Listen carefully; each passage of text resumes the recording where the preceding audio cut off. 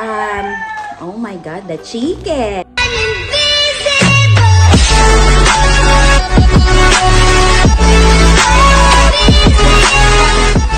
Hi guys, this is Love CD and welcome back to my YouTube channel. So for today, natanggap ko yung in-order ko, which I found this. Ang daming magandang review sa YouTube. This is from Fairy Skin. Mayroon silang pa-free na cotton pads, and may free na tali ng buhok. So today, ito po talaga ang aking bare skin. Wala pa akong hilamos, or I did my hilamos earlier, pero wala akong nilagay mga moisturizers. As you can see, ganito po yung condition ng aking skin. Ang dami kong blemish, open pores ako, at the same time, hindi pantay yung aking. Lalagay ko yung link below kung saan ko siya nabili na store. And in all fairness, ang ganda ng packaging, sobrang secure. At saka, yung bubble wrap talagang hindi tinipid. Super makapal. And, ayan. So, ito yung Premium Brightening Kit.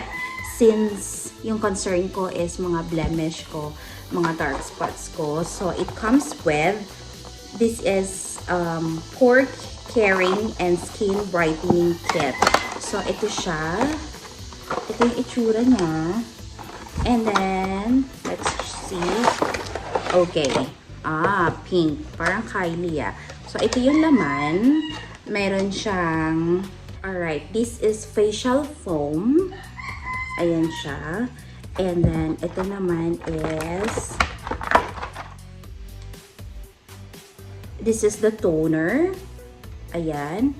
And then, meron siyang, ang cute naman ng lagayan na to. Ito naman yung serum. Ayan. And then, the last one is, meron siyang sunscreen.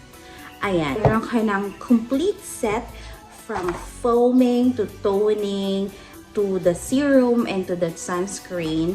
And plus, meron silang palibreng facial cotton pads. O, diba?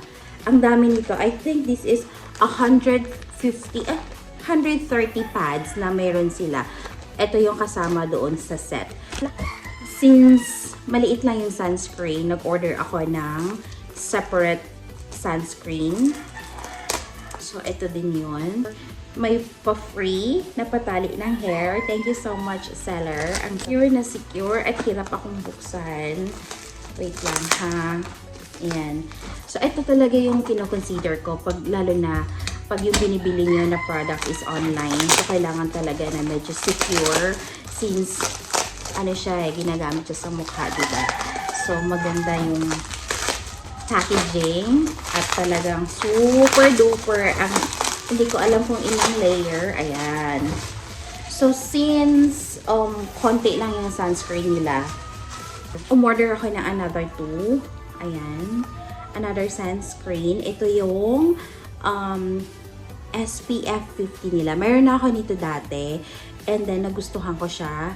So, sabi ko, I will order more. At, ayan, naka-sealed pa. Nakikita niyo ba? Very, very secure. So, today is, gagamitin ko na siya as day 1.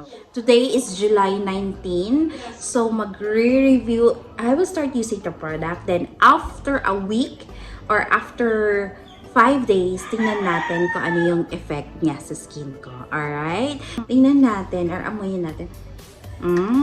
Very mild lang yung amoy. And natin ang ating, ayan, sealed. Okay.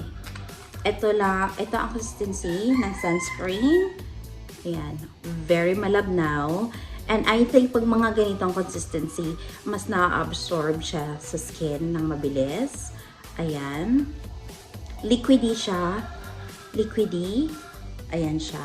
And all fairness, wala siyang hindi yung madali siyang i-blend sa skin, yung sunscreen. So, I think magugustuhan ko to as base of my makeup pag aalis ako. Ayan na. Ayan na siya. Na-dry na siya sa skin ko. Ganun lang siya kabilis. Mayroon siyang medyo whitening effect sa skin. This is very visible naman siguro. Ayan. Tapos, hindi siya malagkit. hindi siya malagkit sa skin. Ito yung maganda. So anyways, I'm gonna put a review, my second review after using it for like 5 days. So by July 24, makapag-upload ako ng update ko ano yung effect niya sa skin ko since this is my first time. Alright, so ito lang muna, and happy ako sa packaging, happy ako sa completeness kasi meron na siyang from foaming, from cleansing to toning, hanggang sa serum, hanggang sa sunscreen is perfect, complete ano siya, set. So let's see. So ito na nga, I'll see you in my next vlog. Bye!